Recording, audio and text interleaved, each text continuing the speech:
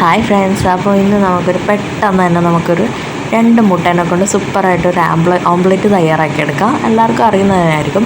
അപ്പോൾ ഞാൻ 2 മുട്ട എടുത്തിട്ടുണ്ട്. അതിലേക്ക് ഞാനൊരു 3 ടേബിൾ സ്പൂൺ പാലൊഴിച്ചിട്ടുണ്ട്. ഈ പാലാണ് ഇതിൻ്റെ ഏറ്റവും ഹൈലൈറ്റായിട്ട് നിൽക്കുന്നത്. അപ്പോൾ പാലൊഴിച്ച് അതിലേക്ക് അല്പം നമ്മൾ തക്കാളിയുടെ പുറത്തെ തൊലിയില്ലേ, ആ തൊലിയാണ് ഇട്ട് കൊടുക്കുന്നത്. അപ്പോൾ തക്കാളീൻ്റെ തൊലിയും കൂടെ ഇട്ടിട്ട് നന്നായിട്ടൊന്ന് ഫോർക്ക് കൊണ്ടോ സ്പൂൺ കൊണ്ട് ഒന്ന് ബീറ്റ് ചെയ്തെടുക്കാം. എന്നിട്ട് അല്ലെങ്കിൽ അല്പം കറിവേപ്പിലയും കൂടെ ഇട്ട് ആവശ്യത്തിന് ഉപ്പും കൂടെ ഇടണം കേട്ടോ. എന്നിട്ട് നന്നായിട്ട് ഒന്നുകൂടെ ബീറ്റ് ചെയ്തെടുത്തതിന് ശേഷം അല്പം ബട്ടർ ഒന്ന് തവയിലേക്ക് നമ്മൾ ഇട്ട് കൊടുക്കാം. ഒരു അര ടേബിൾ സ്പൂൺ ബട്ടർ മതി.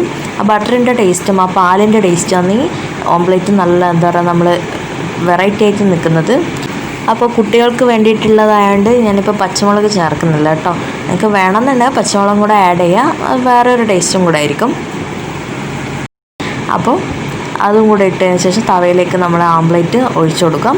അത്യാവശ്യം മീഡിയം ഫ്ലെയിമിൽ തന്നെ വേണം ചെയ്യാൻ വേണ്ടിയിട്ട്. ലോ ഫ്ലെയിമിലായി കഴിഞ്ഞാൽ അതിൻ്റെ ടേസ്റ്റ് അങ്ങ് പോവും. ആ ഒരു ബട്ടറിന് മൊരിഞ്ഞ് വരുന്ന ആ ഒരു ടേസ്റ്റാണ്. അപ്പോൾ അതിൻ്റെ അകത്തേക്ക് 2 പീസ് ബ്രെഡ് വെച്ച് കൊടുക്കാം. അപ്പോൾ 2 പീസ് ബ്രെഡ് ഒന്ന് തിരിച്ചും മറിച്ചൊക്കെ ഇട്ട് കൊടുക്കുക. ആ ബ്രെഡിലേക്ക് ആ പാലിൻ്റെയും മുട്ടയുടെ ഒക്കെ ഇതാവാൻ വേണ്ടിയിട്ടാണ്.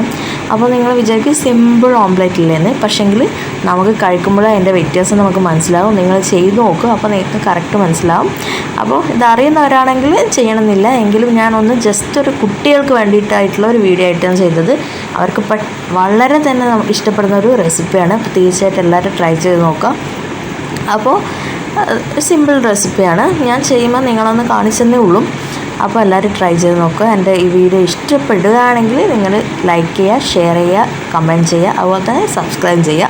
അപ്പോൾ തൊട്ടടുത്ത ബെലൈക്കൺ കൂടെ ക്ലിക്ക് ചെയ്യുക. കൂടെ ഓൾ എന്ന ഓപ്ഷനും കൂടെ പ്രസ് ചെയ്താൽ പുതിയ വീഡിയോസായിട്ട് ഞാൻ വരുന്നതായിരിക്കും. അപ്പോൾ മറക്കാതെ സബ്സ്ക്രൈബ് ചെയ്യണേ.